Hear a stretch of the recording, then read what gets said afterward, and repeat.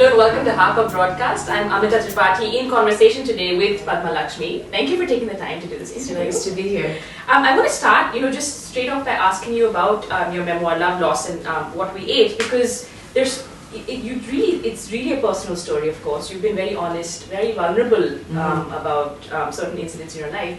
And if you could take us to a little bit of what sort of drew you to want to tell your story, including when you talk about, say, imposter syndrome and stuff like that. I started to write a prescriptive book about healthy eating using the personal information of my own life. And in the process of writing the book, I really found myself drawn deeper and deeper into the personal essay aspect of the book. And I had a very supportive publisher in the States who encouraged me just to write the book that was meant to be written, not to have any preconceived notions about it. So I do talk a lot about being vulnerable. I do talk about imposter syndrome because I thought that that was something that people probably didn't imagine or know about me. And I think that all of us go through many of the things that I talk about in our own lives. And so I wanted to do just a frank book about what it was really like to go through the things that I went through. It's so powerful sometimes to have people who are role models, be so honest and open. And I know that you've started writing a lot about this cause and you've created a foundation about endometriosis. Yes, Can you tell us a little bit about that? Sure. Endometriosis is a gynecological condition that develops part and parcel in puberty with your womanhood.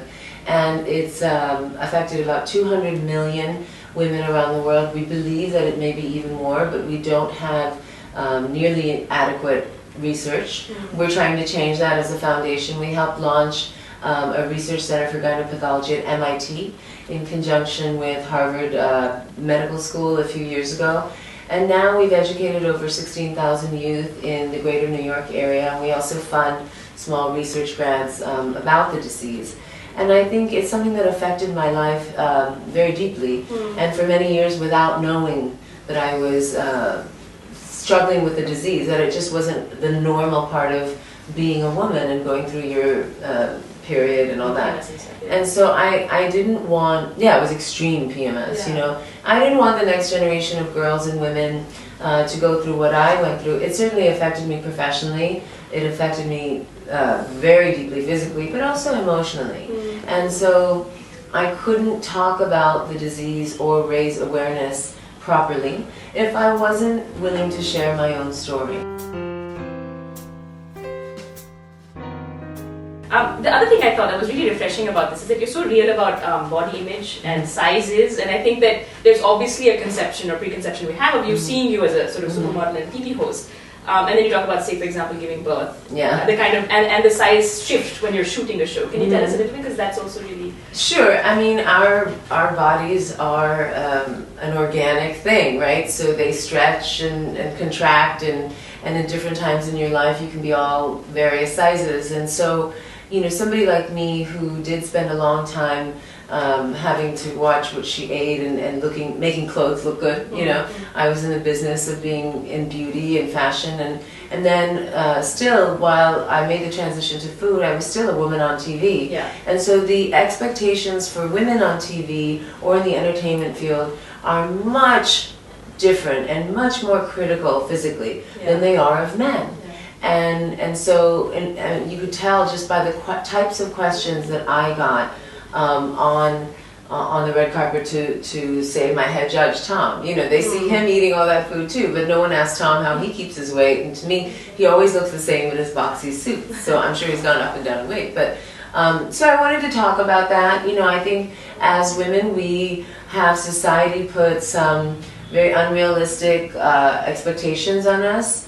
And we do that to ourselves and to each other. We're expected to be mothers, we're expected to be a good daughter and a good family member. We're also expected these days to have a profession of our own and yet still cook dinner and still keep the household clean and organized. And I'm not sure where there are all these hours in the day, Whenever people ask me how I do keep my figure, the truth is it takes time and a lot of effort.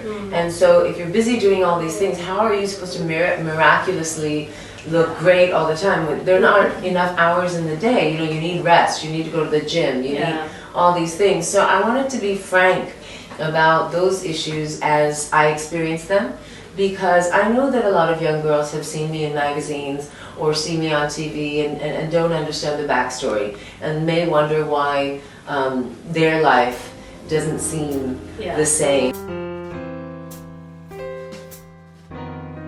I do want to ask you also recently, with the march, the women's march that happened, and you were on CNN and a lot of media talking about being a feminist unapologetically, and how you don't think you can be friends with someone who isn't. No, I know. Can you tell us like a simple sort of definition and why you think it's so important even today to be having this conversation? Sure. I think being a feminist just means you're a person who believes in equal rights and equal opportunities for both genders. That's all it means. It doesn't mean anything else, It's just broadly speaking, in every facet of life, that a person should have exactly the same rights and privileges and opportunities that anyone else has, regardless of whether they're male or female. That's all it means. It doesn't mean anything else.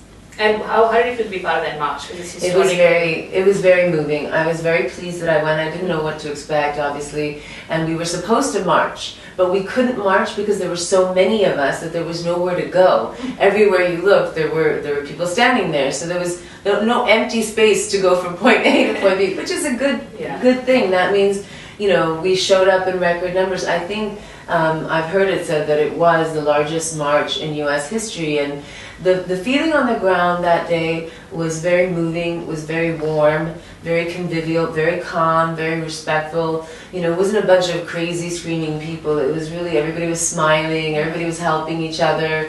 Yeah. I had my daughter with me, and if I needed to move through the crowd, everybody made way. It was very organized and peaceful.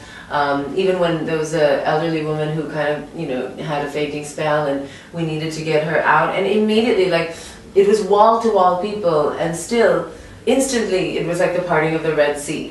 We just got her out safely and calmly, and that was fine. It was a really supportive, friendly, warm atmosphere.